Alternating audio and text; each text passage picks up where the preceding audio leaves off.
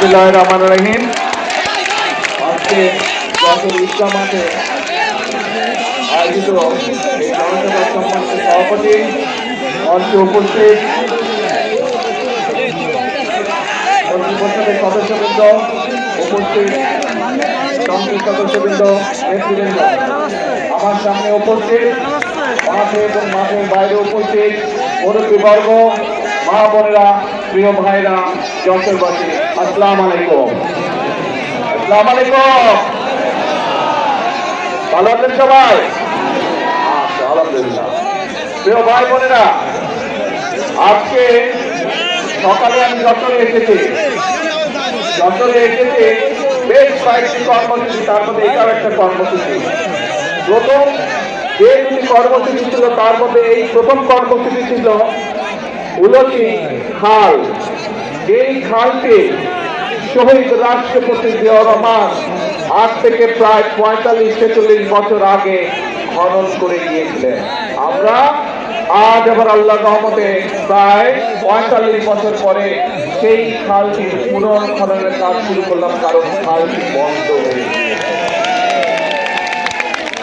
তারপর প্রিয় ভাই বোনেরা, দ্বিতীয় কর্মসূচি ছিল মেডিকেলের ভিত্তিপ্রস্তর। যশোর মেডিকেলের 500 বেডের হাসপাতাল ভিত্তিপ্রস্তর স্থাপন করা।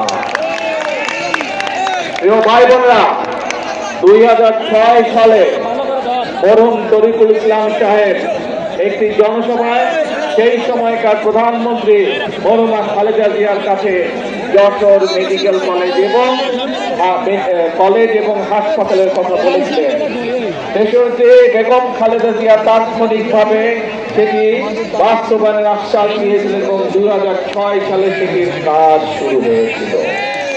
কিন্তু মেডিকেল কলেজের কাজ সম্পূর্ণ হয়ে গেল, হাসপাতালের কাজ হয়নি গত 20 বছর।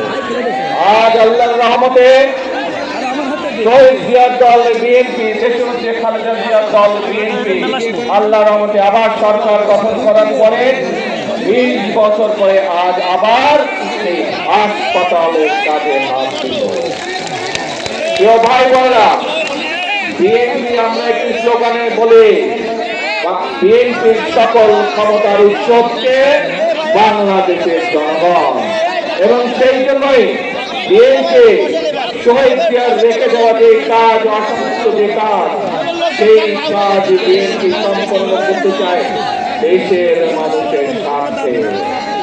প্রিয় ভাই বোনেরা, দেশনেত্রী খালেদা জিয়ার রেখে যাওয়া যে অসমাপ্ত কাজ, এই কাজ বিগত 20 বছর ধরে যারা স্বৈরাচারী ছিল, যারা ছিল ক্ষমতায়, তারা যে কাজটি জনগণের জন্য করেনি, যে কাজটি জনগণের, যে কাজটি শহীদ বেগম খালেদা জিয়া শুরু করেছেন, আবার 20 বছর পরে তার দল সেই কাজটি জনগণের জন্য শুরু করেছে।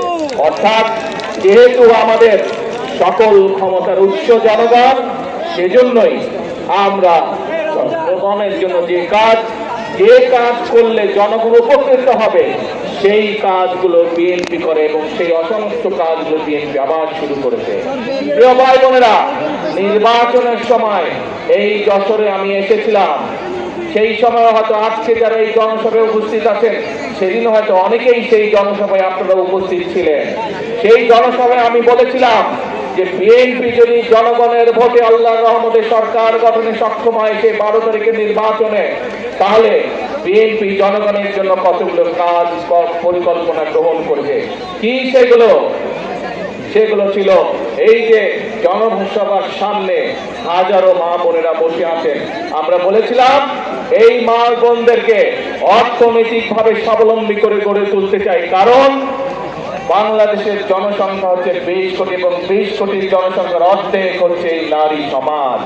আমরা দেশকে নিয়ে যতই পরিকল্পনা করি না কেন, বাংলাদেশের অর্ধেক জনগোষ্ঠী যদি পেছনে থেকে যায়, বাংলাদেশের অর্ধেক জনগোষ্ঠী এই নারী সমাজ যদি স্বাবলম্বী হতে না পারে, দেশকে কখনো এগিয়ে নিয়ে যাওয়া সম্ভব নয়। সেজন্য এই নারী সমাজকে স্বাবলম্বী করার জন্য আমরা ফ্যামিলি কার্ডের কথা বলেছিলাম, মনে আছে আপনাদের? এবং আল্লাহর রহমতে সরকার গঠনের সাথে সাথে 1 মাসের ভিতরে আমরা ফ্যামিলি কার্ডের পাইলট প্রজেক্টের কাজ শুরু করে দিয়েছি। প্রিয় ভাই বোনেরা, বাংলাদেশের কয়েক হাজার পরিবারের কাছে এরই ভিতরে ফ্যামিলি কার্ড পৌঁছে গিয়েছে, কয়েক হাজার মাদের কাছে ফ্যামিলি কার্ড পৌঁছে গিয়েছে। ইনশাআল্লাহ পর্যায়ক্রমিক ভাবে এই ইনশাআল্লাহ এখন কয়েক হাজার মায়ের কাছে পৌঁছেছে। এই হাজার ইনশাআল্লাহ আস্তে আস্তে লক্ষ্যে পৌঁছবে, কয়েক লক্ষের কাছে যাবে। ইনশাআল্লাহ কয়েক লক্ষ থেকে ইনশাআল্লাহ কোটিতে গিয়ে পৌঁছাবে সেই ফ্যামিলি কার্ড। প্রিয় ভাই বোনেরা, আপনাদের মনে আছে দেশনেত্রী খালেদা জিয়া 91 থেকে 96 সাল যখন দেশ পরিচালনার দায়িত্বে ছিলেন, সেই সময় তিনি এই মা বোনদেরকে শিক্ষিত করার জন্য, মা বোনরা যাতে শিক্ষার আলো থেকে বঞ্চিত না হয়, উনি মেয়েদের শিক্ষা ব্যবস্থা ম্যাট্রিক পর্যন্ত ফ্রি করে দিয়েছিলেন বিনামূল্যে। পরবর্তীতে যখন দেশনেত্রী খালেদা জিয়া আবার 2001 থেকে 2006 পর্যন্ত দেশ পরিচালনার সুযোগ পেয়েছিলেন, তখন সেই মেয়েদের শিক্ষা ব্যবস্থা বিনামূল্যে ছিলেন, উনি ইন্টারমিডিয়েট করে দিয়েছিলেন। আমি একটু আগেই বলেছি বিএনপি শহীদ জিয়ার দল, বিএনপি দেশনেত্রী খালেদা জিয়ার দল। এই বিএনপি এখন বর্তমানে সরকার পরিচালনা করছে এবং বিএনপি শহীদ জিয়া এবং খালেদা জিয়ার অসমাপ্ত কাজ পূরণ করতে চাই। সেজন্যই আমরা সিদ্ধান্ত নিয়েছি ইনশাআল্লাহ মেয়েদের শিক্ষা ব্যবস্থা স্নাতক এবং ডিগ্রি পর্যন্ত আমরা ফ্রি করব আবার, যাতে করে মেয়েরা আরো উচ্চ শিক্ষা লাভ করতে পারে এই দেশের মেয়েরা। এবং শুধু তাই নয়, যে সকল মেয়েরা ভালো রেজাল্ট করতে পারবে তাদেরকে আমরা সরকার থেকে ইনশাআল্লাহ উপবৃত্তির ব্যবস্থাও করব। প্রিয় ভাই বোনেরা, আমাদের মায়েরা বোনেরা প্রতিদিন একটি কষ্টের সম্মুখীন হতে হয়, প্রতিদিন একটি যুদ্ধ তাদেরকে করতে হয়। ঘরে পরিবারের সকলের আহারের ব্যবস্থা করার সময় তাদেরকে রান্নার ব্যবস্থা করতে হয়। এই রান্নার ব্যবস্থা করার সময় যে চুলা জ্বালাতে হয়, তার জন্য গ্যাস বা খড়ি যেটাই ব্যবহার করুক, এটি একটি সমস্যার কারণ।